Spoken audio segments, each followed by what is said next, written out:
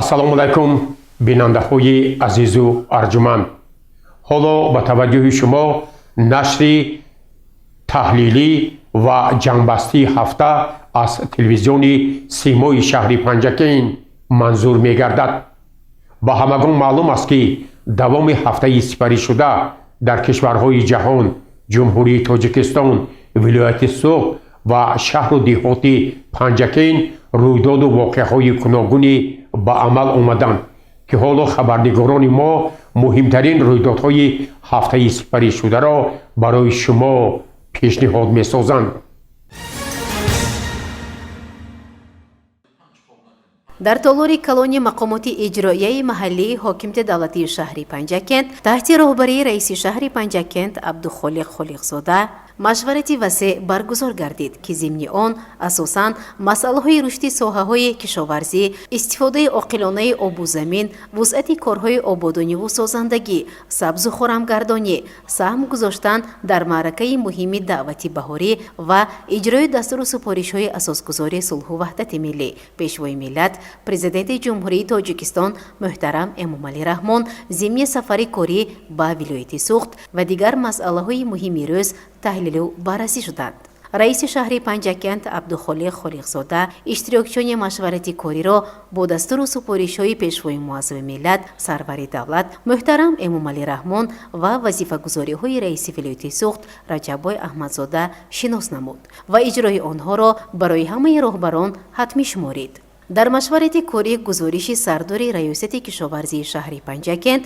диловари лоиқ шунида шуд. ҳамзамон раиси шаҳр ба роҳбарияти раёсати кишоварзӣ, раисони ҷамъиятҳои деҳот, хоҷигиҳои деҳқонӣ ва инфиродӣ, бахши ҳифзи муҳити зист, бахши ҷавонон ва варзиш ва дигар роҳбарони масъул ҷиҳати саривақт ислоҳ намудани камбудиҳои ҷойдошта, татбиқи нақшаю супоришҳои муайяншуда оид ба саривақт анҷом додани киштукори баҳорӣ, аз ҷумла кишти картошка, сафарбарии ҷавонон ба сафи қувваҳои мусаллаҳи ҷумҳурии Тоҷикистон, вусъати корҳои ободониву хӯрамгардонӣ ба истиқболи сазовори 35-мин солгарди истиқлоли давлатии ҷумҳурии Тоҷикистон, риояи талаботи қонуни ҷумҳурии Тоҷикистон дар бораи танзими анъана ва ҷашну маросимҳо дар ҷумҳурии Тоҷикистон, пешгирии зуҳуроти номатлуб ва баландбардоштани маърифати ҳуқуқии шаҳрвандон ва монанди инҳо дастуру супоришҳои мушаххас дода шуд.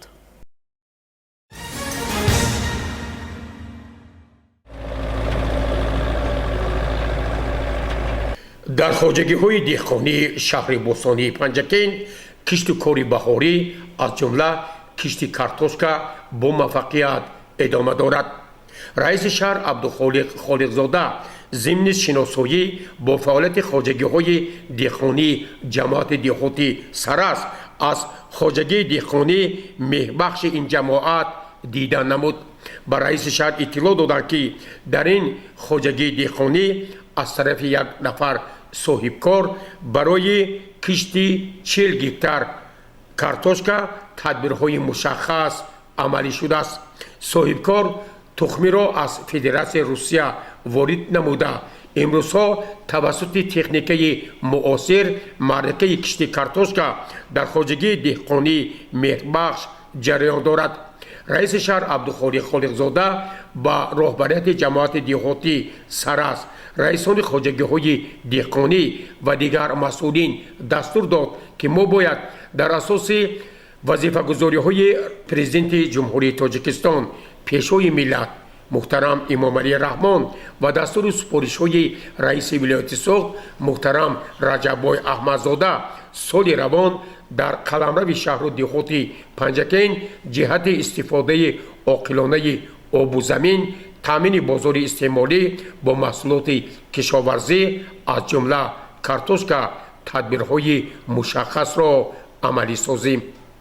ҳамзамон дар ҷараёни шиносоии раиси шаҳр Абдухолиқ Холиқзода ба фаъолияти хоҷагии деҳқонӣ меҳбахш ба раиси шаҳр иттилоъ доданд, ки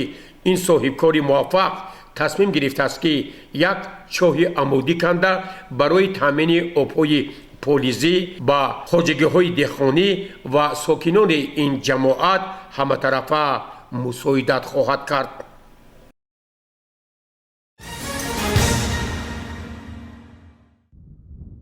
در جریان سفری کوری با ولایت سوخت اساسگزار صلح و وحدت ملی پیشوای ملت پرزیدنت جمهوری تاجیکستان محترم امام علی رحمان ضمن ملاقات با رئیسان شهر و ناحیه‌های ولایت آنها را در سمت استفاده عاقلانه آب و زمین، رشد ساحه کشاورزی، وسعت کارهای آبادانی و سازندگی به استقبال 35مین سالگرد استقلال دولتی جمهوری تاجیکستان وظیفه‌دار نمودند. در زمینه دستور سپارش‌های پیشوای معظم ملت وظیفه‌گزاری‌های رئیس ولایت سوخت محترم رجب‌بای احمدزاده رئیس شهر عبدالخالق خالقزاده با همراهی یک گروه کاری با فعالیت خواجگی‌های دهقانی در جماعت‌های دهاتی یاری، وارو، دایق شیرالی و دیگر موضع‌های دو طرف شاهراه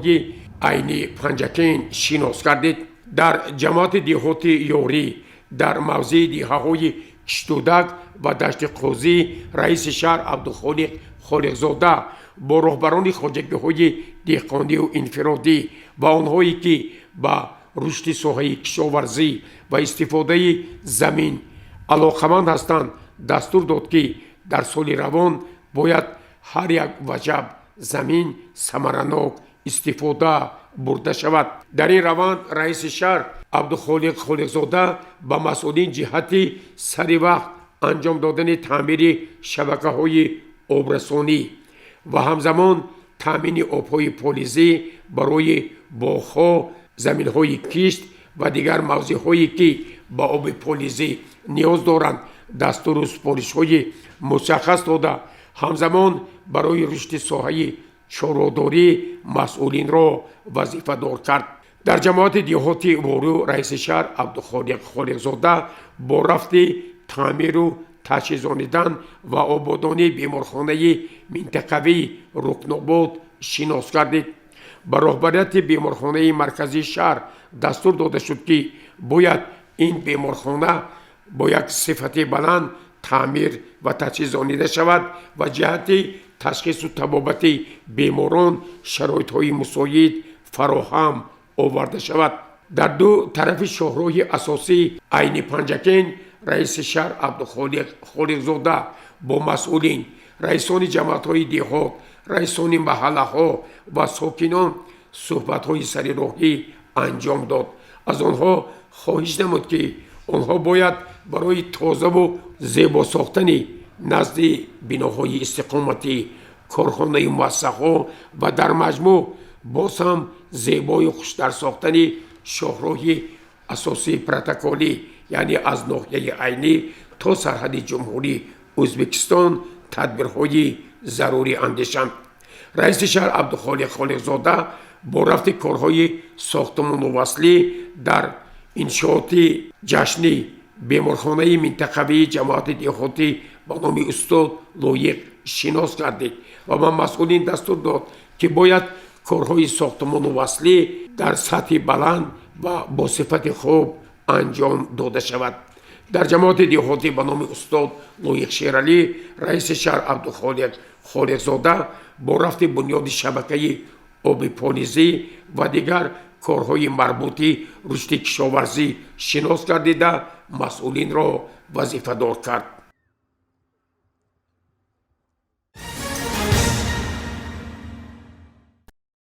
چاره‌واداری یکی از ساحه‌های درآمدناک خواجگی خلق کشور به حساب رفته. آن می‌تواند ساکنان کشور را با گوشت و شیر و پشم تامین نموده در پیشرفت سطح اقتصادیات کشور سهم گذارد. وسعت بخشیدن به رشد این ساحه مهم پیش از همه برای تامین امنیت آذوقه‌واری جمهوری تاجیکستان اهمیت بی‌اندازه دارد. از این لحاظ خواجگیداران شهر و دهاتی پنجکین نیز کوشش و تلاش بر آن می‌ورزند که چاره‌واداری را در شهر وسعت بخشند. رئیس شهر عبدالخالق خالقزاده از پرورش چاره‌وا در خواجگی‌های دهقانی شهر و دهاتی پنجکین آشنا کردید. маврид ва зикр аст ки як қисмати моли майдаи хоҷагиҳои деҳқонӣ ва аҳолӣ дар минтақаҳои ҷануби кишвар ва қисмати дигар дар ҳудуди шаҳр зимистон мегузаронанд. тибқи иттилои дафтари матбуоти раиси шаҳри Панҷакент, рамаи гӯсфандони хоҷагии деҳқонии Ҳавзак Камар ба номи Нишонов асосан дар ҳудуди ҷамоати деҳоти саразми шаҳри Панҷакент парвариш карда мешаванд. раиси шаҳр Абдухолиқ Холиқзода зимни боздид аз чарогоҳҳои ҳудудҳои ҷамоати деҳот бо кору бори чӯпонҳо Фатҳулло Бобоев ва Мақсуд Исрофилов ошно гардид. тавре иттилоъ дода шуданд рамаи чӯпонҳо ки собиқаи зиёди корӣ доранд, зимистонро бе душворӣ паси сар намуда аз ҳамаи мешҳо насли солим гирифтанд. иттилоъ дода шуд ки дар ҳамаи шаклҳои хоҷагидории шаҳри Панҷакент беш аз 219 000 сар моли майда парвариш карда мешавад ва чорвопарварон кӯшиш доранд ки ин шуморро боз ҳам зиёдтар намоянд. гузориши Мартаба Раҳмонова ва Шоҳҳусайн Солиҳов.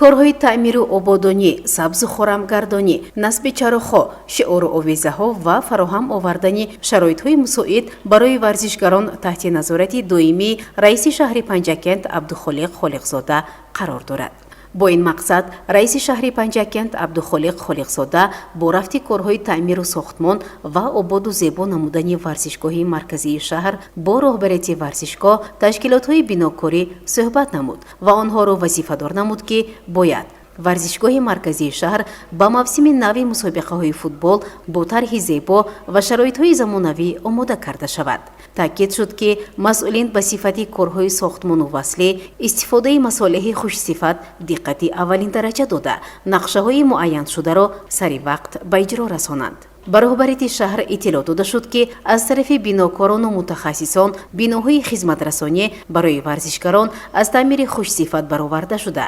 нишастгоҳҳои варзишгоҳ, панҷараҳо таъмир ва рангубор карда шуданд. илова бар ин майсазори майдони асосӣ сабзу хӯрам гардонида мешавад ва дар самти чароғонсозӣ насби шиору овезаҳо корҳои мушаххас анҷом дода мешаванд. маврид ба зикр аст ки дастаи футболи саразми шаҳри Панҷакент соли гузашта аз рӯи натиҷаҳои баланд ба лигаи якуми дастаҳои футболи мамлакат руххат гирифт. бинобар ин ободу зебо сохтани варзишгоҳи марказии шаҳр барои дар сатҳи баланд ташкилу баргузор намудани мусобиқаи дастаҳои футбол ва дигар мусобиқаҳои варзишӣ, инчунин чорабиниҳои гуногун зарур аст ки ин тадбир барои боз ҳам ободу зебо намудани шаҳри босониамон амалӣ карда шавад.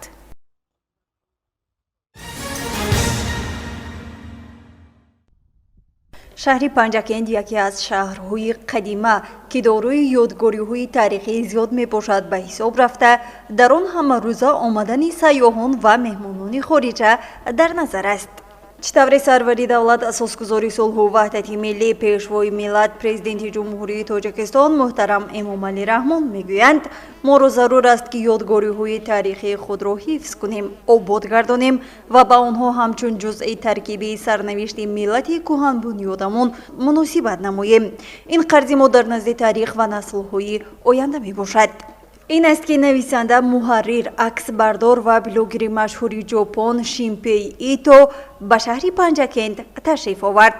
нависандаи машҳурро дар даромадгоҳи шаҳри Панҷакент дар гузаргоҳи гумрукии Саразм намояндагони мақомоти иҷроии ҳокимияти давлатии шаҳр ва ширкатҳои сайёҳӣ пазироӣ намуданд. нависанда Шинпей Иторо муовини раиси шаҳр Дӯстбойзода Хусрав дар шаҳраки бостонии Саразм пешвоз гирифт ва эшон аз шаҳраки Саразм дида намуданд. мавриди зикр аст ки ёдгории қадимаи Саразм тирамоҳи соли 1976 аз ҷониби бостоншинос Абдуллоҷон Исҳоқов кашф гардид. он дар 15 километри ғарби шаҳри Панҷакент ва 45 километри шаҳри Самарқанд ҷойгир шудааст. Саразм яке аз ёдгориҳои қадимтарини давраи энеолит ва аввали асри биринҷӣ ба ҳисоб меравад, ки дар бораи он ба меҳмон иттилоъ доданд. пас аз он нависандаи хориҷ аз осорхонаи ҷумҳуриявии таърихии кишваршиносӣ ба номи Абу Абдуллоҳ Рӯдакӣ, Панҷакенти қадим ва мақбараи Абу Абдуллоҳ Рӯдакӣ дар деҳаи Панҷрӯд дида намуда, ба ин ёдгориҳои қадимаи шаҳри Панҷакент баҳои баланд дод. нависанда Шинпей Ито иброз намуд ки ман мафтуни ватани шумо гаштам ва дидаю шунидаҳоямро барои ҳамватанонам муаррифӣ хоҳам кард.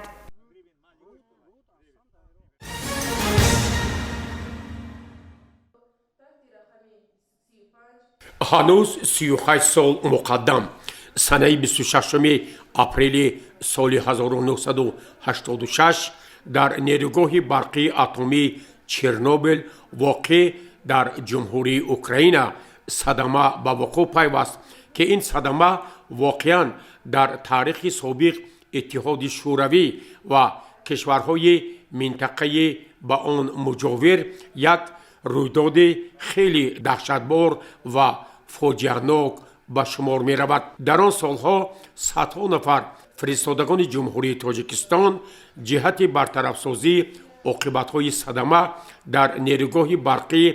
اتمی چرنوبیل سهم خویش را گذاشتند. با اقدام مقامات اجرایی محلی حاکمیت دولتی شهری پنجکن جهت گرامی داشته خاطره آنهایی که در برطرف سازی عاقبت‌های صدمه نیروگاه برقی اتمی چرنوبیل و آنهایی که امروز در قید حیات هستند چاره‌بینی‌های گوناگون تشکیل کرده شد. به این مناسبت در طربخانه دلکشا یک جمع باشکوه برگزار گردید.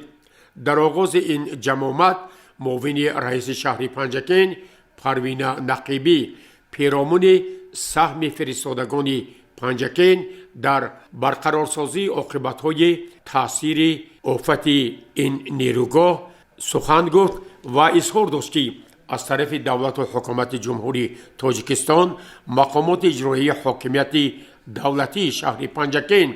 اشتراکچیان صدمه نیروگاه برقی اتمی چرنوبیل و خانواده‌های بی‌سراب مانده تحت غمخواری قرار دارند. رئیس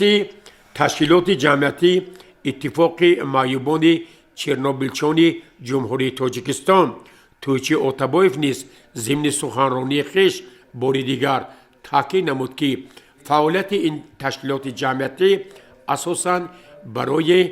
فراهم آوردن شرایط‌های مساعد اجتماعی با اشتراکچیان برطرف سازی عاقبت‌های صدمه در نیروگاه برقی اتمی چرنوبیل و اهل خانواده و فرزندان آنها می باشد. در این مراسم با اشتراکچیان فعال برطرف سازی عاقبت‌های صدمه در نیروگاه برقی اتمی چرنوبیل تحفه‌ها تقدیم گردیده یک برنامه خاطرمان فرهنگی برگزار شد.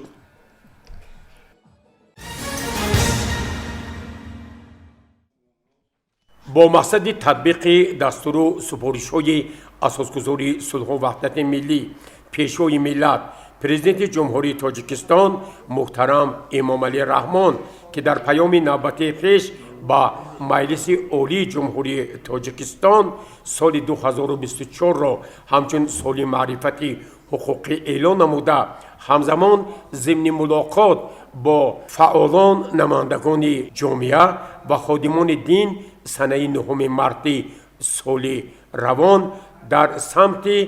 عملی سازی قانون جمهوری تاجیکستان درباره تنظیم عنعنه و جشن و مراسم در جمهوری تاجیکستان و دیگر مسائل مهمی با حیات معنوی جامعه مربوط از طرف پروکراتوری شهر پنجکن در همکاری با مقامات اجرایی محلی حاکمیت دولتی شهر ساختارهای مقامات مأموری و دیگر مسائل اوی به رفت اجرای قانونهای ملی فعالیت مؤسسه‌های تعلیمی خواجگی‌های دهقانی فهماندن خطر گرایش به خرافات و عقاید افراطی گروه‌های کاری سازمان یافته ملاقات و صحبت‌های آنها در جماعت‌های دهات با مرام ادامه دارد. چنین یک ملاقات در جماعت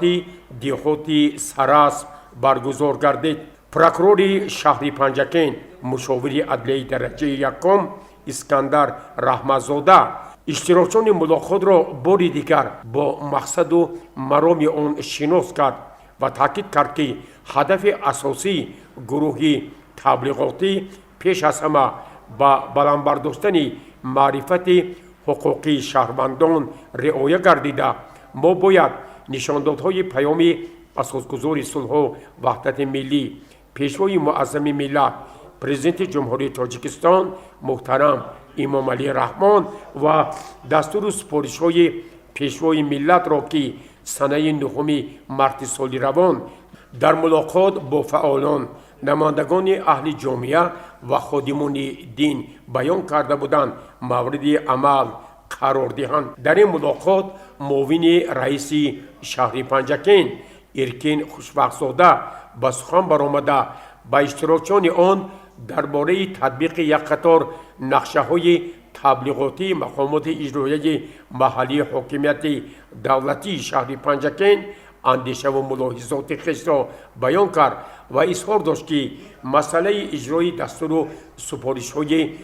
اساسگزار صلح و وحدت ملی پیشوای ملت پرزیدنت جمهوری تاجیکستان محترم امام علی رحمان و وظیفه گزاری های رئیس ولایت سوخت محترم رجب احمدزاده در سمت استفاده عاقلانه آب و زمین وسط کارهای آبادانی و سازندگی همزمان سر وقت انجام دادن کشت و کاری بهاری از جمله کشت کارتوشکا بهتر نمودن فعالیت در مسائل تعلیمی تندرستی فرهنگ ورزش تحت نظارت دائمی رئیس شهر عبدخالق زاده و واحدهای ساختاری مقامات اجرایی محلی حاکمیت دولتی شهر پنجکین قرار دارد. در این ملاقات بار دیگر قانونهای جمهوری تاجیکستان از جمله رعایت طلبات قانون جمهوری تاجیکستان درباره تنظیم عنعنه و جشن و مراسم در جمهوری تاجیکستان درباره مسئولیت پدر و مادر در تعلیم و تربیت فرزند مورد گفتگوی جدی قرار گرفت. با سوال و درخواست های اشتراکیان این ملاقات پروکرور شهر پنجکین اسکندر رحمتزاده معاون رئیس شهر پنجکین ارکین خوشبخت‌زاده و دیگر راهبران واحدهای ساختاری پاسخهای مشخص دادند و تاکید گردید که همه درخواست‌هایی که از طرف ساکنان جماعت دیهاتی سر است مطرح گردید مورد بررسی و تطبیق عملی قرار خواهد گرفت. چنین ملاقات گروه تبلیغاتی پروکراتوری شهر پنجکین تحت راهبری پروکرور شهر مشاور عدلیه درجه یکم اسکندر رحمتزاده با ساکنان جماعت دیهاتی چنار نیز برگزار گردید که اینجا اساساً مسئله های در بالا ذکر شده مورد تحلیل و بررسی قرار گرفت و مسئولین دستور و سپارش های مشخص گرفتند. ملاقات و صحبت های گروه تبلیغاتی پروکراتوری شهر پنجکین در دیگر جماعت های دیهات محله های شهر و کارخانه و مؤسسه ها ادامه دارد.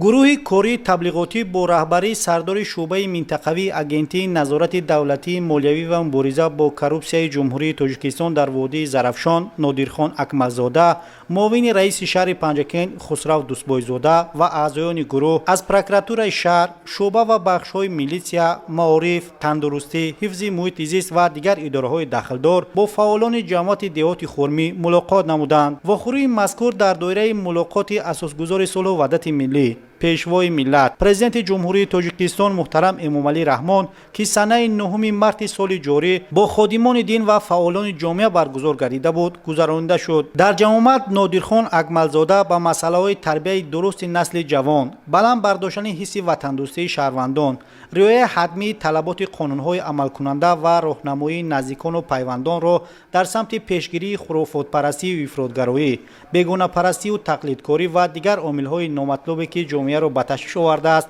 امری ضروری دانست. همزمان از حاضرین دعوت به عمل آورده شد که دستور و هدایت‌های پیشوای معظم ملت را سرمشق کار و زندگی قرار داده در تکامل حس بلند ملی و خودشناسی شهروندان این چنین جهت پیشگیری از هر گونه ظاهرات نامطلوب سهم گذارند. در ادامه جمعیت در موضوع خطر تروریسم و اکستریمیسم همچون ظاهرات نامطلوب جامعه جهانی معروضه نموده تاکید داشت که این دو پدیده نامطلوب باعث به میان آمدن عاقبت‌های ناخوش، تهدید یا استفاده زورآوری، رسانیدن ضرر وزنی روحی و جسمانی، تجاوز به حیات انسان، بینظامی، تغییر ساخت کنستیتوسیونی کشورهای جداگانه، غصب حاکمیت، برانگیختن نزاع ملی، اجتماعی و دینی می‌گردد. تروریسم و اکستریمیسم در بین طبقه‌های مختلف جامعه، مخصوصا میان جوانان، یکی از معماهای محوری حیات بشریت بوده، عاقبت به بی‌ثباتی و ویرانکاری می‌آورند. همزمان در جمعیت سردار شعبه منطقوی اگنتی نظارت دولتی مالیوی و مبارزه با کروپسیای جمهوری تاجیکستان در منطقه زرافشان، نادرخان اکملزاده، اوید به نقطه‌های اساسی سخنرانی اساسگزار صلح و وحدت ملی، پیشوای ملت، پرزیدنت جمهوری تاجیکستان محترم امامعلی رحمان و نمایندگان فعال اهل جامعه و خادمان دین ابراز نظر نموده، تاکید داشت که در پرتو دستور و هدایت‌های پدرانه محترم پیشوای ملت، امروز ما را ضرور است با یکدلی و دست جمعی به مسائل بالا بردن سطح معرفت‌ناکی، درک و آموزش ارزش‌های دینی، تربیت نسل نورس و جوان در رویه خودشناسی ملی و افتخار وطنداری و تحملگرایی و انساندوستی آنها اعتبار جدی دهیم. همچنین در ادامه از فعالان جماعت دیهات خرمی، خصوصا رئیس جماعت، دیرکتوران مؤسسه‌های تعلیمی، رئیسان و وکیلان دهه‌ها و رئیسان خواجگی‌های دهقانی دعوت به عمل آورده شد که جهت رسیدن به هدف‌های گذاشته شده حکومت کشور، خصوصا در دایره تربیت درست فرزندان، استفاده مقصدناک هر قطعه زمین، رعایت همه‌جانبه قانون‌های قبول گردیده، خصوصا تطبیق قانون جمهوری تاجیکستان درباره تنظیم عنعنه و جشن و مراسم در جمهوری تاجیکستان و درباره مسئولیت پدر و مادر در تعلیم و تربیت فرزند از هر وقت دیگر تلاش بیشتر نمایند. دلیر بازار، خیام جورایف، جماعت دیهات خرمی برای برنامه پیغام.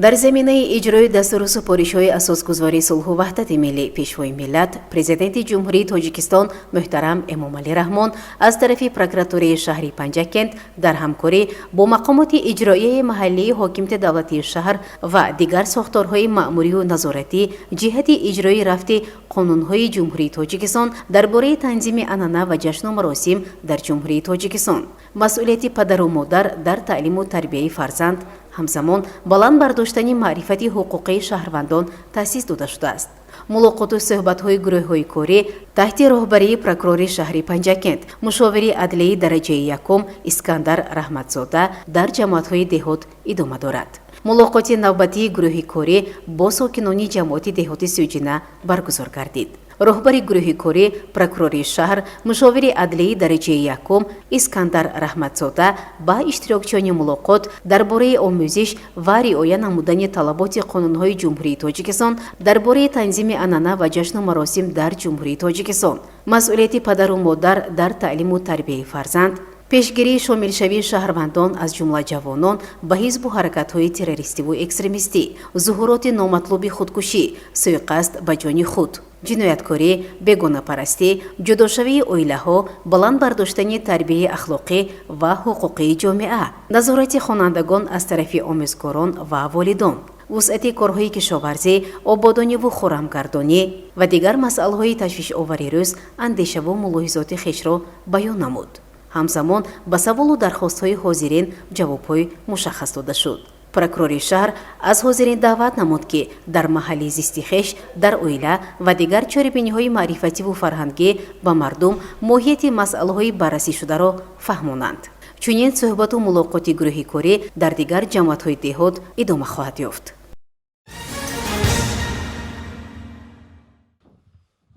واقعاً جهان معاصر در قبال مبارزه با گردش غیر قانونی مواد مخدر و گرفتاری شهروندان به نشأه‌مندی قرار دارد. در شهر پنجکent از طرف شعبه منطقوی مبارزه بر ضد گردش مواد مخدر در وادی زرافشان و دیگر مسئولین کارهای زیادی انجام داده شدند. در جلسه نوبتی که در مقامات اجرایی محلی حاکمیت دولتی شهر پنجکent جهت پیشگیری از گردش غیرقانونی مواد مخدر برگزار گردید، نخست معاون رئیس شهر پروین نقیبی درباره تدبیرهایی که از جانب مقامات اجرایی محلی حاکمیت دولتی شهر پنجکent انجام داده شد گزارش داد. سپس سردار شعبه منطقوی مبارزه بر ضد گردش غیرقانونی مواد مخدر در وادی زرافشان جورخان رجبزاده پیرامون فعالیت این شعبه گزارش مفصل داد و همزمان اصرار نمود که واقعا امروز مسئله مبارزه بر ضد وبای اسب نشمندی و نشجلابی یک سمت خیلی مهم و همزمان تشویش آور باقی مانده است. سوءاستعمال مواد ناشور در شهر پنجکن بسیار تشویش‌آور است. نارکولوگ اینا حاضر هستند اینجا 188 نفر این زمان نشمند داریم در شهر پنجکن. حاضر این شماره بیمارانی که به همین بیمارخانه مراجعت نمودند. حاضر ما استاتستیکایی که همین کسو پیشنهاد کردیم. برای ما شما خواهش طلب همین همکاری را قطعی مقامات رو درست برامون مسئله استراتژی مسئله دیگه ما سنجشو گذراندیم مثلا یگون جماعت کاربریش درست نیست انا پیشگیری نشمندی و انا آشکار نمودن یا فقط کاریمون نیست ما که همین دست تجمعنا کار کنیم همین چیز نامطلوب ایموبین میره. در مشورت کاری سردکتر بیمارخانه مرکزی شهر پنجکن رحیموف امید ناظر شعبه معارف شهر پنجکن قدرت شکروف به سخن برآمده پیرامون فعالیت ساحه‌های خویش در سمت مبارزه بر ضد گردش غیرقانونی مواد مخدر و به نشمندی روی آوردن بعضی شهروندان فکر و ملاحظات خویش را بیان نمودند. در 3 ماه اولی سال 2024 3 نفر بیماران نشمند، 1 نفر با بسیار نشمندی و 2 نفر با نشمندی افیونی و قید دیسپنسری گرفته شده، 1 نفر بنابر بهتر شدن وضع سلامتیش و 1 نفر دیگر بنابر فهمیدنش از قید برآورده شده است. اوید به عملی گرداندن استراتژی ملی اوید به نظارت مواد ناشور در جمهوری تاجیکستان برای سالهای 2021-2023 جهت اجرای بندهای استراتژی مذکور در اساس نقشه چاره‌بینی تصدیق گردیده در مسائل تعلیمی شهر و جماعت‌های دهات از طرف شخصان مسئول شعبه معارف و مسائل تعلیمی چاره‌های سودمند اندیشیده شدند. در خاتمه مشورت کاری تاکید گردید که باید اهل جامعه متحدانه بر ضد این وبای عصر مبارزه برند.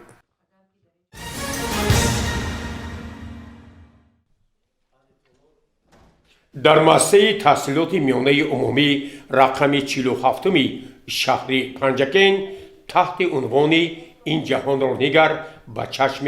خرد با ابتکار کمیته اجرایی حزب خلقی دموکراتی تاجیکستان در شهر پنجکن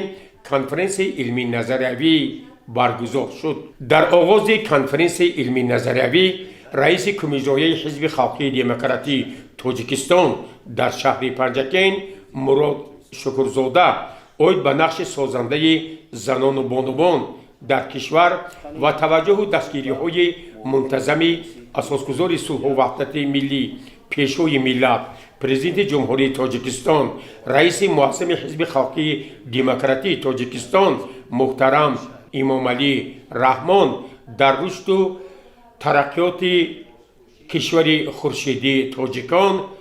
و پیشرفت تمام ساحه‌های خواجگی خلق سخن گفت. در کنفرانس علمی نظریوی معاون رئیس کمیته اجرایی حزب خلقی دموکراتی تاجیکستان در شهر پنجکن مرادزاده مستانه دیرکتور کارخانه فرعی خواجگی منزلی و کمونالی شهر پنجکن قیامова زرنگار مدیر شعبه ترغیبات و اطلاعات کمیته حزب خلقی دموکراتی تاجیکستان در شهر پنجکن علیشیر مطربوف مدیر بخش دین تنظیم عنعنه و جشن و مراسم مقامات اجرایی محلی حکومت دولتی شهر پنجکن پرویز امانوف مدیر بخش ثبت اسناد حالت شهروندی در شهر پنجکن فتح‌الله زاده زرینه امام خطیب مسجد 5 وقته شهر پنجکن ملا ظفر ملایف سابقه‌داران حزب فاطمه سرایزاده نورینسا خدایارова به سخن برآمده پیرامون دستور سپارش‌ها از جمله سخنرانی پرمحتوای اساسگزار صلح و وحدت ملی پیشوای ملت پرزیدنت جمهوری تاجیکستان محترم امام علی رحمان ضمن ارائه پیام سالانه خویش از 28 دکبر سال 2023 و همزمان ضمن ملاقات با نمایندگان فعالان جامعه خادمان دین از 9 مارس سال روان و اعلان نمودن سال 2024 سال معرفت حقوقی اندیشه و ملاحظات خویش را ارزیابی کردند. ناطقان اوید به برانبرداشتن معرفت حقوقی اهل جامعه از جمله نشاندادهای پیام پیشوای ملت با پرزیدنت جمهوری تاجیکستان و ملاقات سرور تاجیکان با نمایندگان اهل جامعه و خادمان دین پهلوهای جداگانه این موضوع را با رعایت قطعی و احترام گذاشتن به قانون از جمله اجرای حتمی مقررات قانونهای جمهوری تاجیکستان درباره مسئولیت پدر و مادر در تعلیم و تربیت فرزند، درباره تنظیم العنه و جشن و مراسم در جمهوری تاجیکستان با دلیل‌های خیلی مشخص بیان نموده، همزمان جهت پیشگیری از روندهای نامطلوب زیاده روی، اجرا نکردن طلبات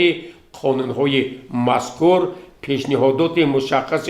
خویش را ارزیابی کردند.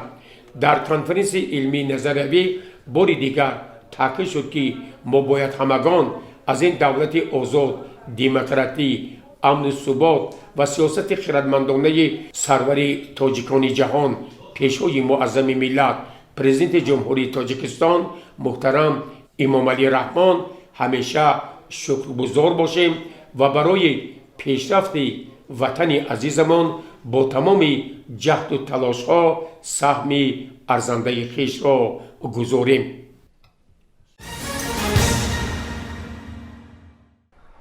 در مجلس سودی در تالاری مجلسگاه سودی شهر پنجکین تحت راهبری کننده رئیس کننده سود ایساقزاده ظفر قیامی‌دین با کاتب مجلس سودی ایساقزاده جسور با اشتراک یاردمچی کلانی پروکورور شهر پنجکین صدیقزاده محمد جان، ادوکات عزیزقلوه نرگس و ترجمان پرونده جنایتی نسبت سود شونده دولیف جونی بیگ که سنه تولدش 25 یونی سال 2000 است دیده برآمده شد. دولیف در شهر پنجکین به دنیا آمده، ملتش ازبک، تحصیلاتش میانه، اویله‌دار، قبلا سود نشده است. تا حبس ساکنی دهه‌ای حوزه بالوی جماعت دهاتی سرحزمی شهر پنجکین بود. موقتا بیکار شهروند جمهوری تاجیکستان است. نسبت او با ماده 307 علاوه 3 قسم 2 کدکس جنایتی جمهوری تاجیکستان پرونده باز شده است. او تخمینا سال 2020 به مهاجرت مهنتی به فدراسیون روسیه رفته، در آنجا با راهبران و اعضایان فعال رویه اکستریمیستی سلفیه از قبیله محمد رسول شهروند جمهوری قرقیزستان و دولت بیگ با تخلص محمد عمر شهروند جمهوری ازبکستان شناسایی و رابطه زیج پیدا نموده، با دعوت نامبردگان عقیده و غایه‌های خصوصیت افراطی داشته رو در سمت رویه دینی غیر قانونی سلفیه درست شماریده، همچون اعضا شامل این رویه گشته است. همچنین او طریق تلفن موبیلی خود این رویه را ترغیب و تشویق نموده است. پس از پرسیدن شاهدان سود چنین حکم نمود: دولیف جمله یزدانپورویچ با ماده 307 علاوه 3 قسم 2 کدکس جنایتی جمهوری تاجیکستان گناه را داشته، با این ماده جزا دادن محروم ساختن از آزادی به مدت 5 سال با نگاه داشتن در کلان اصلاحی دوره نظامی پرزور تعیین کرده شود. سرشاری مورد ادای جزا نسبت دولیف جمله یزدانپورویچ از 18 ژانویه سال 2024 به حساب گرفته شود. دولیف جونی بیگ از این کردار خود صدقاً پشیمون بوده، از والدین خواهش میکند که برای تربیت درست فرزندان سهم گذار باشند تا فرزندان ایشان در آینده به این کاری خطا دست نزنند. گزارش مرتبه رحمان و شاه حسین صالحوف و شهباز قربانوف.